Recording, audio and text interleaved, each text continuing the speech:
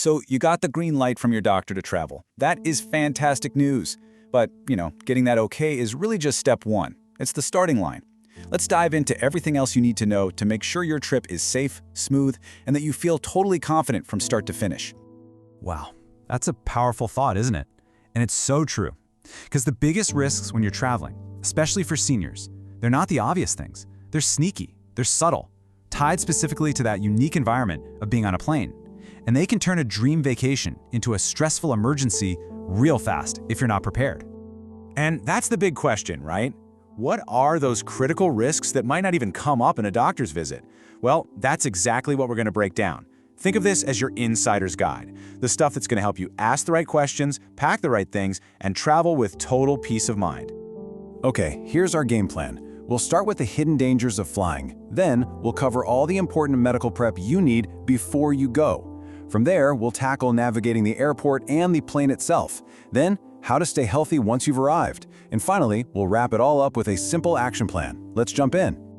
First up, prepping before you even go. Because let's be real, a truly safe and healthy trip starts weeks, maybe even months, before you even think about pulling out that suitcase.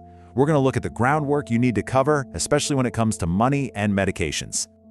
All right, let's hit a big one right out of the gate, something so many travelers overlook. Your standard health insurance, yep, I'm talking about Medicare, will almost certainly not cover you if you get sick or injured abroad. And that, my friends, is a massive and potentially devastating gap in your safety net. And if you want to know just how big that gap is, look at this number, $100,000. According to the CDC, a medical evacuation to get you back home can easily cost that much or even more. That's a life-altering bill that the right kind of insurance can completely prevent. So what do you do?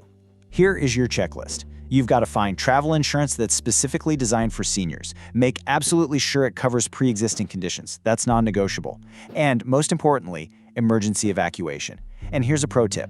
Take a picture of every single medical receipt with your phone. It'll make filing a claim so much easier. And please, save your insurer's emergency number right in your phone's contacts before you go. Now, for another hidden risk that catches people totally off guard. You might be shocked to learn that some of your common, everyday prescriptions could actually be restricted or even illegal in other countries. You just can't assume you can walk into a local pharmacy and get a refill if you run out. So here's how you build your safety net. First, do your homework. Look up the rules for your specific meds in your destination country.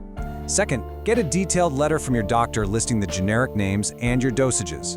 Third, pack way more medication than you think you'll need. I mean it. Pack at least double. And finally, this is key.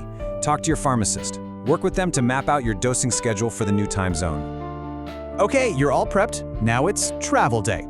The journey itself, getting through the airport and the actual flight, presents its own unique set of physiological challenges that we really need to manage actively. Here's something you might not think about. The air pressure inside a plane is not like sea level. It's actually like being on top of an 8,000-foot mountain. For travelers over 70, whose hearts and lungs might have to work a bit harder anyway, this puts a very real strain on the body. And get this. This isn't some rare thing. It's incredibly common. Research shows that nearly half of all senior passengers experience a significant drop in their blood oxygen levels during a flight. The technical term is desaturation, and it can be pretty serious if you're not aware of it. Then you've got jet lag, and it does a lot more than just make you tired. If you're on time-sensitive medications, like for diabetes or blood pressure, this is huge. Taking them on your home schedule can lead to dangerous lows or highs. Your 8 a.m. dose might suddenly fall at 2 a.m. local time, completely throwing your body's rhythm out of whack. And here's another invisible threat. The air itself is bone dry. We're talking humidity as low as 5%, which is literally drier than most deserts. This just sucks the moisture right out of you, which can thicken your blood, put more stress on your heart, and even concentrate your medications to potentially toxic levels. So, what's the solution? A well-stocked carry-on health kit. This is your toolkit. Keep those meds in their original bottles with that doctor's letter. A portable pulse oximeter can give you incredible peace of mind about your oxygen levels. And always, always have a refillable water bottle and some electrolyte packets to fight that dry air. Beyond the physical stuff, there's the mental toll. I mean, we've all been there, rushing for a connection, trying to read confusing signs. It creates what's called cognitive overload. That's when you can make simple but really costly mistakes, like missing a gate or forgetting to take a medication. but you can absolutely beat this stress with a little planning. First, build extra time into your layovers. Don't cut it close. Second, don't be afraid to pre-book airport assistance. It is not just for wheelchairs. Having someone guide you is a game changer. Third, carry printed, large type directions. And fourth, use your phone. Download offline maps and a translation app before you leave home. You've made it! Touchdown! But the challenges don't end when the plane lands. Your new environment, from the hotel room to the city streets, brings its own set of risks we need to manage. You know, one of the biggest risks for seniors when they're traveling is falls, and the culprits are often things we just take for granted. An unfamiliar bathroom with the slippery floor, low lighting in a hotel room, or those charming but treacherous cobblestone streets. So think of this as a quick mental checklist when you check in. Do a safety scan of your room. Look in the bathroom. Are there grab bars, non-slip surfaces? Check the lighting.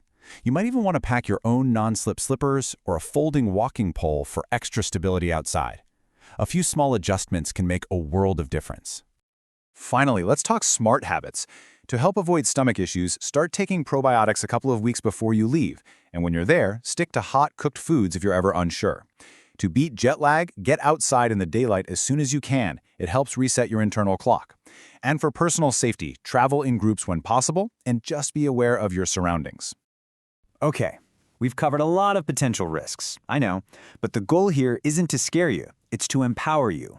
Knowing these things allows you to create a solid plan, and that plan transforms any anxiety you might feel into pure confidence.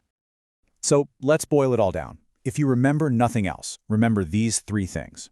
1. Plan ahead. Talk to your entire medical team, doctor and pharmacist. 2. Stay aware while you're in transit. Be your own health advocate. Monitor your hydration, your meds, your oxygen. And 3. Be proactive the moment you arrive. Scan for those risks and stick to your routine. With the right knowledge and this kind of preparation, the world is yours to explore, safely and confidently. This isn't about limiting your travel, it's about enabling it. So, now that you're ready, the only question left is, where will your next adventure take you?